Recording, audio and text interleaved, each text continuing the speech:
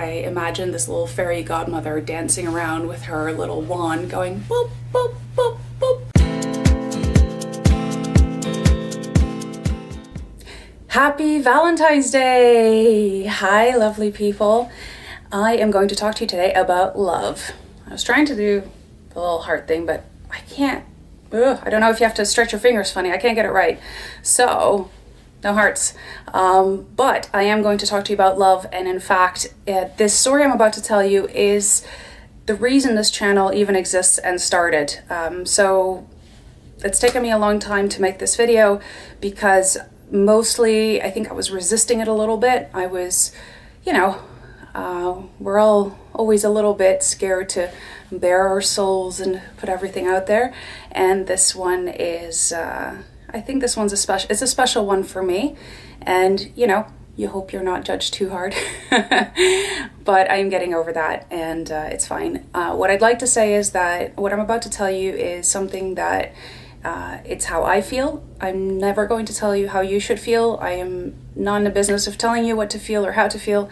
And it's just my perspective, and your perspective may be different, and I'd love to hear about it. So leave me a comment down below if you would like to share, and if not, no worries. So this is a story of how I feel about my cancer and how I'm coping emotionally. I guess, or part of how I'm coping emotionally. And this was inspired by a conversation I had with my family doctor the week I got the diagnosis. So of course he was really concerned with my physical well-being, and he was asking me lots of questions around that. And then he was also concerned with my mental well-being and how I was feeling and how I was coping with everything.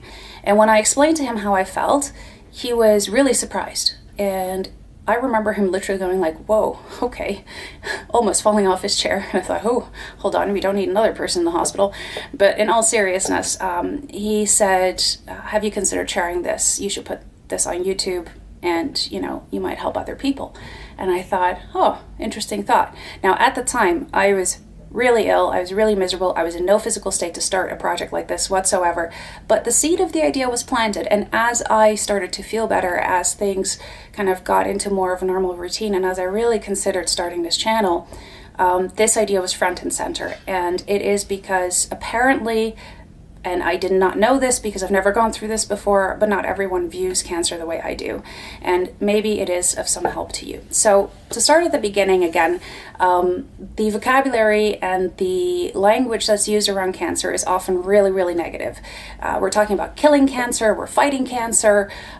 Someone very, very close to me at one point was like, oh, that's stupid chemo and stupid cancer.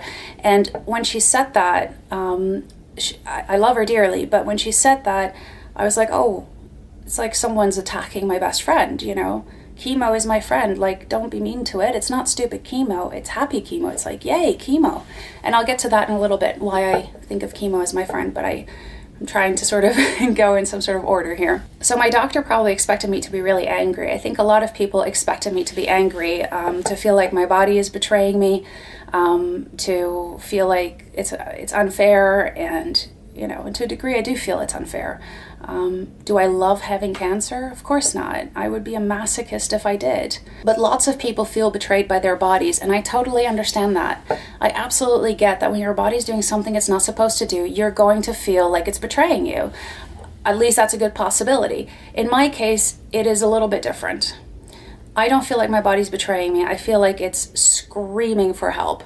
I think that I wasn't doing a very good job listening to it. And, having said that, the negative conversations that people often have around cancer, and negative vocabulary, it just didn't feel like it fit for me. It wasn't something that I wanted to incorporate in the way I talk about it. And it's something that I've had to explain to people at times because I don't want anyone to talk about my cancer that way to me. Whatever you do in your own time is fine. But when we're talking to each other, if you're talking to me, I'd rather not refer to it as stupid cancer or effing cancer or stupid chemo or anything like that. It's not productive. I don't think hate cures anything. Hate only creates more hate. Hate and anger doesn't produce any good. I mean, think about, comparing it to war. Like, I don't want to go to war against my own body. So how do I feel? I'm going to say something controversial. I love my cancer. I want to let that sink in, because now you think I'm crazy. And maybe I am kind of crazy. I always have been, but this one is, and this is why it took me so long to do this video, because I know this is controversial. Me saying I love my cancer is not the same as me saying I love having cancer. I don't. I would be an absolute masochist if I did. But let's examine what cancer really is. It's basically cells in my body that were doing fine. They made a mistake. They made a genetic mistake and they started going a little nuts. And they became tumor cells. But they're still me. They're still my body. They're still my cells. They just made a mistake and they're unwell. They're ill. They need help. I see it as my body really needing help and screaming for that help, and I wasn't doing the best job listening to it. What do we do when, you have a sick child or a sick pet? Do you yell at them and tell them, we're gonna kill you, we're gonna deal with you, we're gonna fight you? No, of course not. That would be crazy. You love them, you give them love, you tuck them in real tight, you take care of them, and you try to make them feel better. And so that's how I like to think of the situation for myself. There is a part of my body that is unwell and it needs help. It desperately needs help. It doesn't need to be killed. It just needs to be healed. And that healing it's not helped by hating on it. It's more productive in my mind to actually give it love and not hate. And so I choose love, and I choose to love my cancer and to understand that it's there for some reason.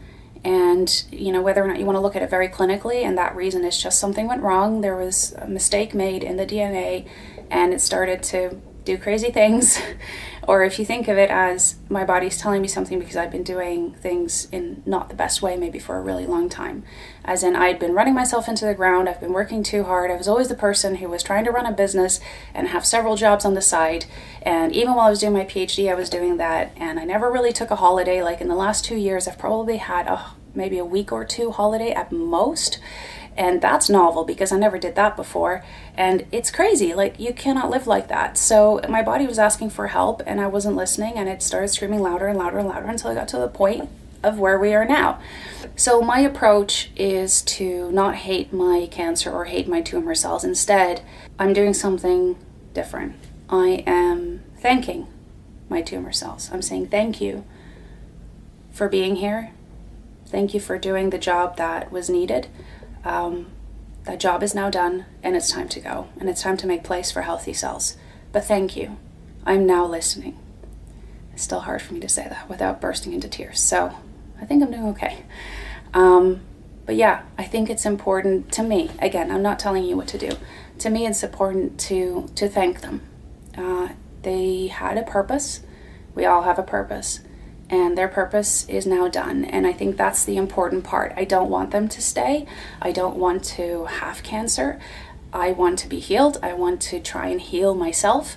And part of that journey to me is to say thank you, be grateful, understand they were there for a reason, change the things that need changing, and help them, help those cells, help the tumors, help them move on. So I choose love again. And those cancer cells, they are part of me. Like I said, they were originally normal, healthy cells that just made a mistake.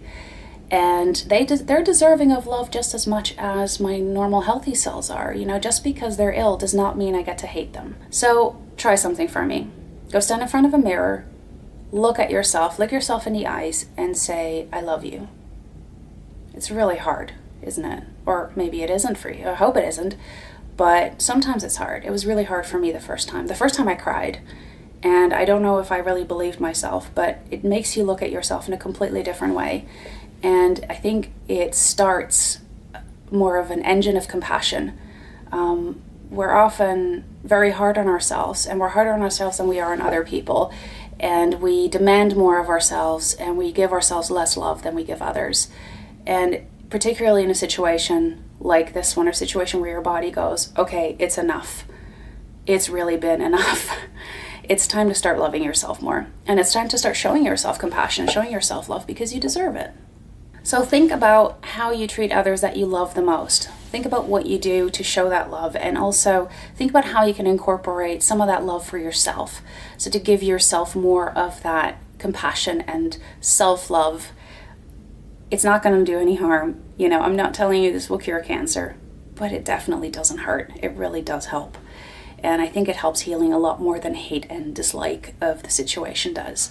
I mean, you can dislike the situation, of course. You can dislike elements of the situation, but also it's, again, for me, a great opportunity to take it as a learning experience, to learn more about myself, to say, okay, yeah, I really pushed too hard for too long, and it's time to take a step back. It's time to heal, it's time to recover, and it's time to show myself some love, because I have been giving it to others very generously, and I've been very stingy with it for myself. In fact, I probably didn't like myself all that much, and that's not a good way to live. It's not a good way to be. So it's time to change. So going back to chemo, when this person that, again, I love very much, said stupid chemo, stupid chemo, she said, I had to stop her and explain to her, actually, no, chemo is my friend. Here's why. So even though chemo can have side effects, chemotherapy it so far has saved my life. I mean, if it wasn't for chemotherapy, I might have been gone by now already. You know, I don't know yet quite what it's doing. I'm waiting for scans and whatever. That's a story for another day. We're going to finish this story first. But I told this person, and she had to really she took a deep breath and a step back. I was like, oh, okay, this is a different way to look at it. It was like, chemo to me, and I'm a scientist, so I'm not trying to dumb this down for the sake of dumbing it down. This is a visualization I do for myself, despite I know how it works. I'm not stupid, but I could imagine this being like a kid's book or something, the way I'm going to explain it. So I see chemo as they're like little friends that are going through the IV into my body, and they're going to find their friends, the tumor cells, and they're telling them, hey guys, party's over. The party was done like 2-3 months ago, and it's time to go. You're still partying on, and you know, it's like a nightclub. The lights have come on, people are starting to leave. Time to go. And they take them by the hand and they lead them out of my body because their job is done. And again, I thank them and I say thank you for coming and adios. See you later. Hopefully never again. But yes, it's time for new things. It's time for new cells, and your job was done well. You were welcome. Thank you for being here. It's time to go. And I see chemo as being the bouncer, basically. They're like the bouncer in my body and the party that's going on, and they're taking everything away. So that's how I look at it. Aside from the chemo visualization I told you about, I have another one specifically for my liver, where I imagine this little fairy godmother dancing around with her little wand going boop, boop, boop, boop at the tumor cells. I know that that's not everyone's cup of tea. This is just my perspective, and it's my way of coping with what's happening. But maybe what you can do is try to give yourself more self-love, and to really make the time to take care of yourself in whichever way that works for you. Whatever that means, whether it means sleeping more, doing yoga, getting exercise, reading more books, just taking breaks. Be kind.